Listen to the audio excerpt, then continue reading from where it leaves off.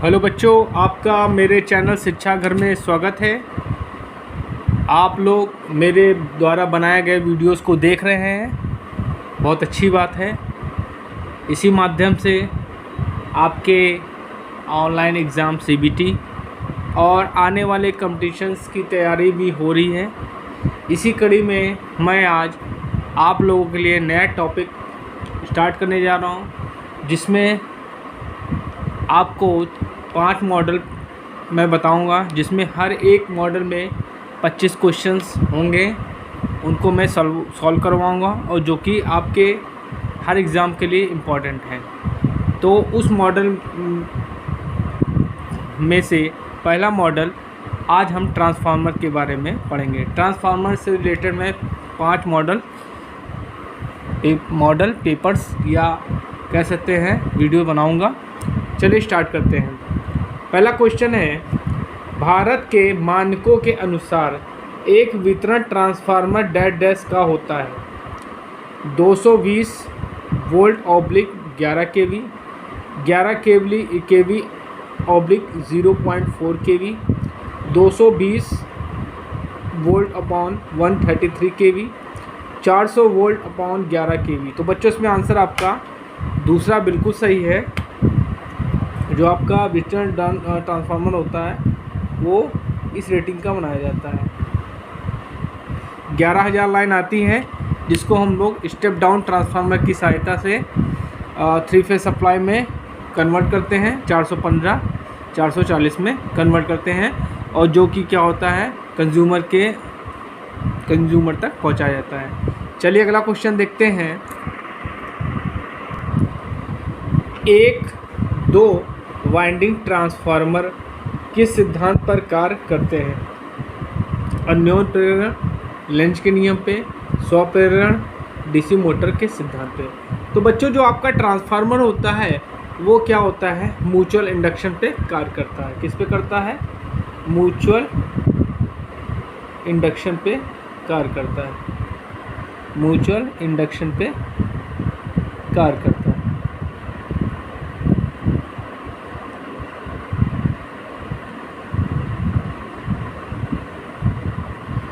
तो mutual induction को हम लोग हिंदी में अन्योन प्रेरण बोलते हैं। तो आपका पहला ऑप्शन बिल्कुल सही है, इसका आंसर हो जाएगा आपका अन्योन प्रेरण पे जो है ट्रांसफार्मर कार्य करता है। चलिए अगला क्वेश्चन देखते हैं बच्चों। यदि रूपांतरण अनुपात K = V2/V1 1 से अधिक है तो ट्रांसफार्मर एक डैश है।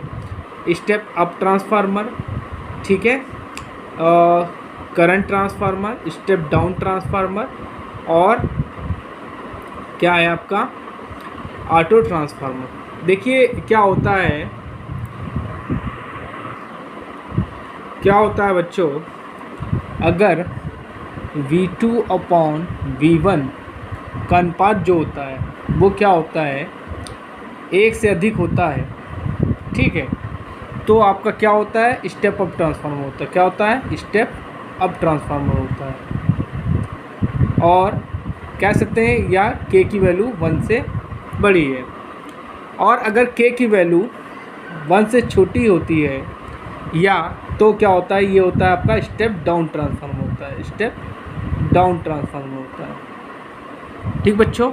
तो आपका इसमें क्या सही हो जाएगा, आपका पहला ऑप्शन बिल्कुल सही होगा, स्टेप अप ट्रांसफार्मर।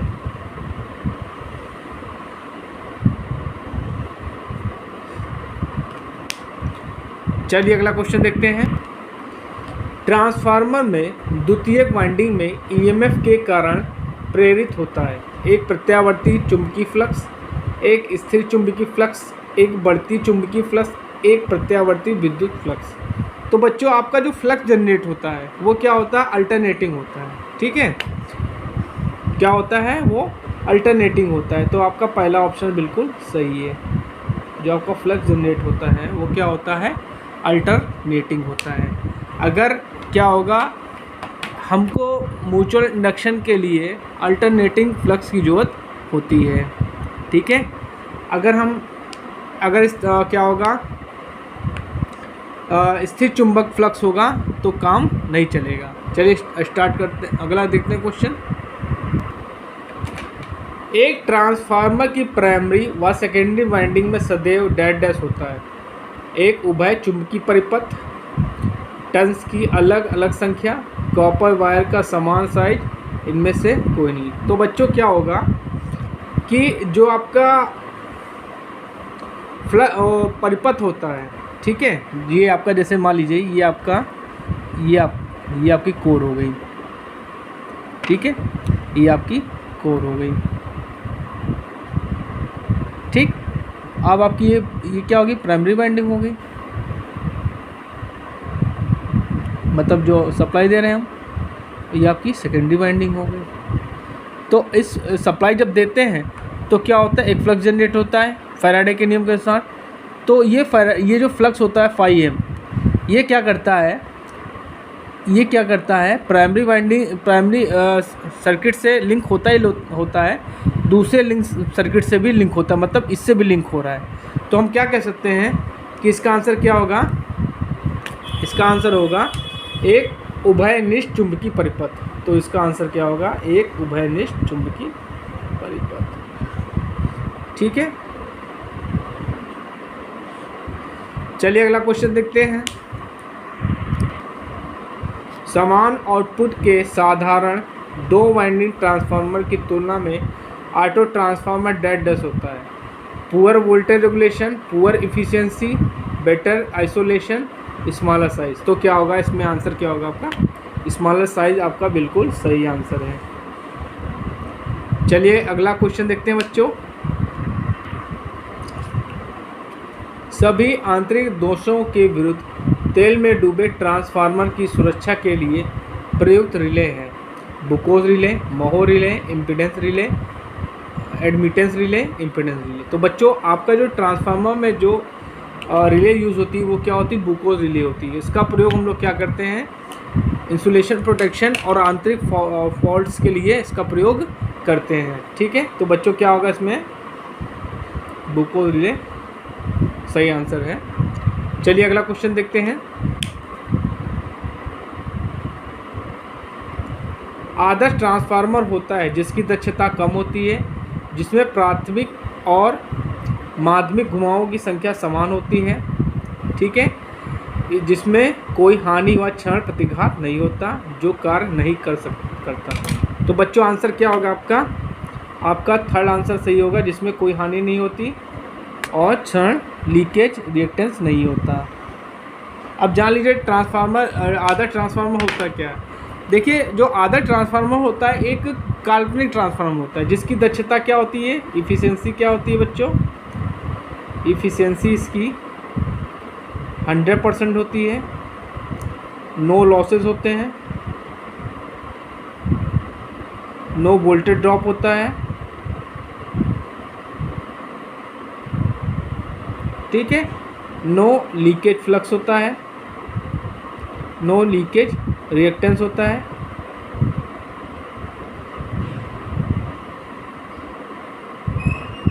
ये सब प्रॉपर्टी क्या होती है, एक आदर्श ट्रांसफार्मर की होती हैं, ठीक है। तो इसमें क्या आंसर होगा, जिसमें कोई हानि व क्षण प्रतिघात नहीं होता। चलिए अगला क्वेश्चन देखते हैं। जब ट्रांसफार्मर की 2 वाइंडिंग विद्युतीय रूप से जुड़ी होती हैं तो इसे कहा जाता है electrical transformer, 2 winding transformer, auto transformer, ideal transformer. तो बच्चों आपका जो ऑटो ट्रांसफार्मर होता है बच्चों, उसमें एक वाइंडिंग होती है, उसमें क्या होती है, एक वाइंडिंग होती है जो दोनों वाइंडिंग का कार्य करती है, ठीक है। तो उसका आंसर क्या होगा बच्चों, आपका ऑटो ट्रांसफार्मर। और ऑटो ट्रांसफार्मर का हम लोग प्रयोग काहे के लिए करते हैं, इसका प्रयोग हम लोग एज अ वोल्टेज रेगुलेटर के रूप में करते हैं। चलिए अगला क्वेश्चन देखते हैं। धारा ट्रांसफार्मर की प्राथमिक कुंडली पर टर्न्स की संख्या होती है 50 से 100, 5 से 10, 1 से 5, एबव 100, मतलब 100 से ज़्यादा। तो बच्चों जो आपका आंसर क्या होगा इसमें होगा 1 से 5 टर्न्स होते हैं इसमें, ठीक है। चलिए अगला क्वेश्चन देखते हैं। डैश डैश परिवर्तनीय भार के लिए निरंतर वोल्टेज प्रदान करने हेतु ट्रांसफार्मर की क्षमता निर्धारित करता है। Efficiency of transformer, voltage regulation of a transformer, transformer losses, transformation ratio. तो बच्चों इसमें आंसर क्या होगा? ये होगा आपका वोल्टेज रेगुलेशन। देखिए वोल्टेज रेगुलेशन क्या होता है बच्चों, ये क्या होता है कि नो लोड पे आउटपुट वोल्टेज और ट्रांसफार्मर के लोड आउटपुट वोल्टेज का जो रेशियो होता है उसको बोलते हैं हम लोग, इनका रेशियो जो कहलाता है आपका क्या कहलाता है? वोल्टेज रेगुलेशन कहलाता है। ठीक है, चलिए अगला क्वेश्चन देखते हैं। ट्रांसफार्मर में प्रति टन प्रेरित ईएमएफ का आरएमएस मान क्या होता है? 4.44 F/5 MV, 4.44 F/5 MV, 1.11 F/5 MV, 4 F/5 MV। तो बच्चों इसमें क्या है, जो आपका ईएमएफ क्वेश्चन दिया है थोड़ा अलग तरह का दिया है कंफ्यूज करने के लिए, तो आप लोग परेशान न होइएगा। इसमें जो आपका आंसर होगा आपका सेकंड आंसर होगा। एक्चुअली स्टैंडर्ड जो क्वेश्चन होता है इन्होंने घुमा दिया है। जो ईएमएफ का इक्वेशन होता है वो होता है आपका 4.44 FN5। ठीक है, ठीक। तो लेकिन जो आपकी टर्न्स होते हैं बाय द ट्रांसफॉर्मेशन रेशियो, अगर हम देखा जाए ये कैसे आया, मैं इसको बताने के लिए आपको बता रहा हूँ। बाय द ट्रांसफॉर्मेशन रेशियो देखा जाए तो आपका V2/V1 is equal to N2/N1 होता है।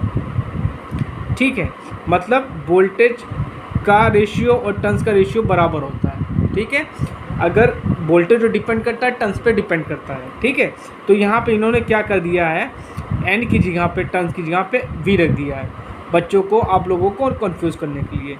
ठीक है, तो आप N की जगह V रख सकते हैं, तो ये आपका आंसर ये सही हो जाएगा। अगर हम पहले वाइंडिंग के लिए ईएमएफ का इक्वेशन की बात करें तो ये होता है 4.44 FN1/5, और अगर हम सेकेंडरी वाइंडिंग के लिए बताएंगे तो ये होता है आपका 4.44 FN2/5, और इनको हम जब डिवाइड कर देंगे तो E2/E1 और N2/N1, ये आपका क्या होगा? Transformation ratio. और इसी को इन्होंने बोल दिया V2/V1 ये भी। और इसकी जगह हम क्या सकते हैं, अगर हम करंट की बात कर देंगे तो करंट हो जाएगी I1/I2, ये होगा आपका ट्रांसफॉर्मेशन रेशियो। इसमें बच्चों आप लोग बहुत से बच्चों कंफ्यूज हो जाते हैं। ट्रांसफॉर्मेशन रेशियो क्या होता है? V2/V1 is equal to E2/E1 is equal to N2/N1 is equal to I1/I2 is equal to K को हम लोग बोलते हैं ट्रांसफॉर्मेशन रेशियो। चलिए अगला क्वेश्चन देखते हैं बच्चों। ट्रांसफार्मर की स्थिति में बुकोज रिले का उपयोग डैश डैश से सुरक्षा के लिए किया जाता है। उच्च वोल्टेज वृद्धि, ओवरलोड दोष, प्रारंभिक दोष, भू संपर्क दोष। तो बच्चों इसमें आंसर क्या होगा? प्रारंभिक दोष। चलिए अगला क्वेश्चन देखते हैं। डैश डैश ट्रांसफार्मर का एक उदाहरण है जो तेल का विस्तार एवं संकुचन करता है। बुकोज रिले, बुशिंग, कंजर्वेटर और ब्रीदर। तो कंजर्वेटर इसका बिल्कुल सही आंसर होगा। ये क्या करता है? तेल का विस्तार करता है और संकुचन करता है। बुकोज रिले क्या करती है? फॉल्ट को सेंस करने के लिए की जाती है। ब्रीदर में क्या होता है?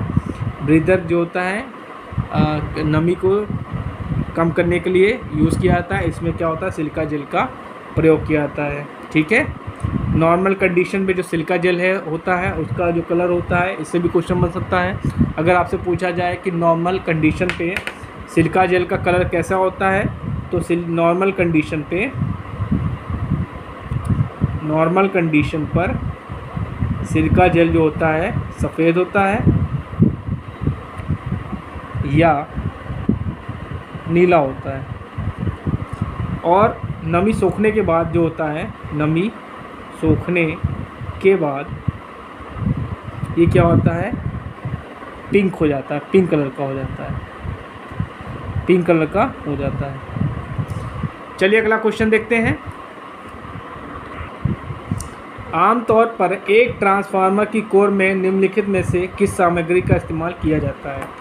गैर चुंबकीय सामग्री, मृदु इस्पात, ढलवा लोहा और सिलिकॉन स्टील। तो बच्चों हम लोग सिलिकॉन स्टील का प्रयोग करते हैं। सिलिकॉन स्टील का प्रयोग क्या करते हैं? इसलिए करते हैं कि सिलिकॉन स्टील का प्रयोग करने से हमारी जो हिस्टोलिसिस लॉसेस को होती हैं वो क्या होती हैं? कम होती हैं। चलिए अगला क्वेश्चन देखते हैं। ट्रांसफार्मर किसके मान को परिवर्तित करने के लिए प्रयुक्त होता है? ठीक है, क्या है? वोल्टता, आवृत्ति, शक्ति, पावर, शक्ति गुणक। तो बच्चों आंसर क्या होगा आपका? वोल्टता। देखिए जो बच्चों ट्रांसफार्मर होता है उसमें क्या होती है? फ्रीक्वेंसी फिक्स होती है। फ्रीक्वेंसी क्या होती है? फ्रीक्वेंसी जो होती है वो फिक्स्ड होती है, वो चेंज नहीं होगी। पावर क्या होता है? पावर ट्रांसफ़र होती है। पावर क्या होती है? ट्रांसफ़र होती है। और वोल्टेज और करंट, वोल्टेज तथा करंट ये घटाए और बढ़ाए जाते हैं, घटाए और बढ़ाए जाते हैं।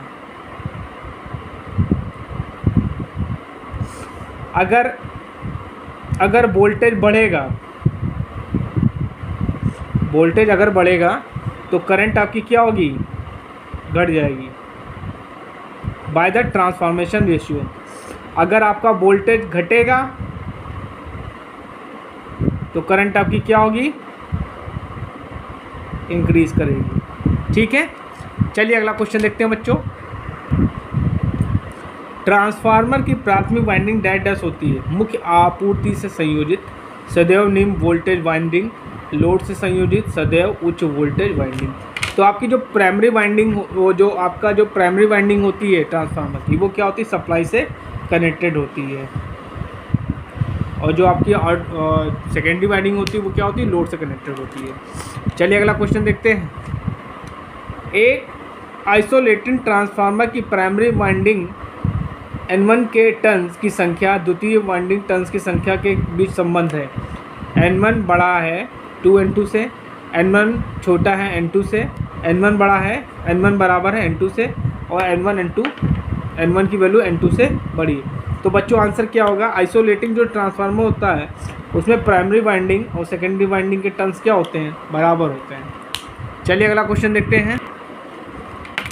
किसी ट्रांसफार्मर में शून्य वोल्टेज रेगुलेशन प्राप्त किया जाता है जब भार एकल शक्ति गुणक भार हो, भार अग्रगामी शक्ति गुणक भार हो और भार पश्चिमगामी शक्ति गुणक भार पर हो।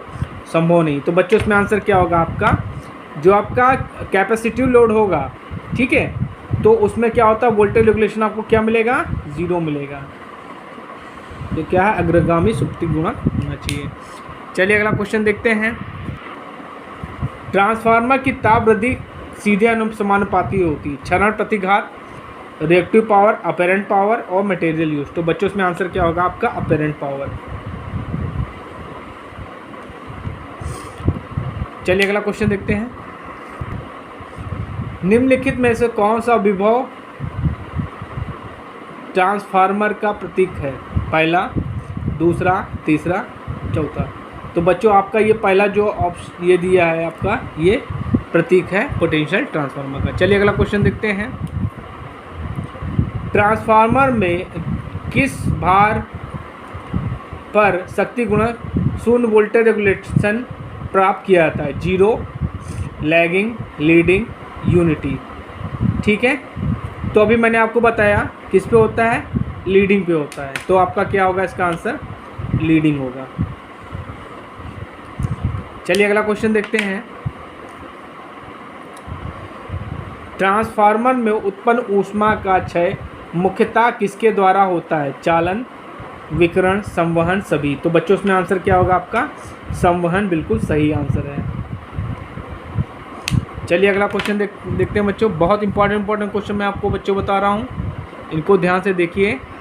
ये आपके कंपटीशन और विभिन्न प्रकार की परीक्षाओं के लिए बहुत इंपॉर्टेंट है। चलिए अगला क्वेश्चन देखते हैं। विद्युत उपकरण जिसका केवीए के पदों में निर्धारण किया जाता है, संधारित्र, एसी मोटर, ट्रांसफार्मर, रिएक्टर। तो बच्चों इसमें आंसर क्या होगा? ट्रांसफार्मर। ट्रांसफार्मर की जो रेटिंग किस में होती है बच्चों? इसकी रेटिंग होती है केवीए में। मैं बता दे रहा हूँ आपको, ट्रांसफार्मर की जो रेटिंग होती है किस में होती है? केवीए में होती है। मोटर की होती है किलोवाट में। अल्टरनेटर की, उसकी अल्टरनेटर भी पूछा जाता है, अल्टरनेटर की भी किस में रेटिंग होती है? केवीए में। और बैटरी की पूछा जाएगा आपसे तो होती है आपकी एम्पियर आवर में। ठीक है, चलिए अगला क्वेश्चन देखते हैं बच्चों। ट्रांसफार्मर में इसके प्राथमिक और द्वितीयक के मध्य कितना प्रतिरोध होता है? 0, 1 ओम, 1000 ओम और अनंत। क्या होता है बच्चों? ये अनंत होता है। तो बच्चों आज मैंने आपको 25 इम्पॉर्टेंट क्वेश्चन ट्रांसफार्मर के बताए हैं। नेक्स्ट वीडियो में आपको 25 और इम्पॉर्टेंट क्वेश्चंस बताऊंगा जो कि आपके विभिन्न प्रकार के एग्ज़ाम में पूछे गए हैं और आपके कई एग्ज़ाम के लिए इम्पॉर्टेंट हैं। इसी कड़ी में मैं आपको तीसरा भी वीडियो बनाऊंगा। और बच्चों इसी तरह आप लोग मन लगा के मेरा वीडियो देखते रहिए, पढ़ते रहिए, निश्चित तौर पे आप सक्सेसफुल ज़रूर होंगे। और इसके लिए आपको मेरा चैनल सब्सक्राइब करना पड़ेगा और मेरे वीडियो को शेयर भी करना पड़ेगा, जिससे मैं आप लोगों के लिए और अच्छे अच्छे वीडियोस बना सकूं। Thank you so much.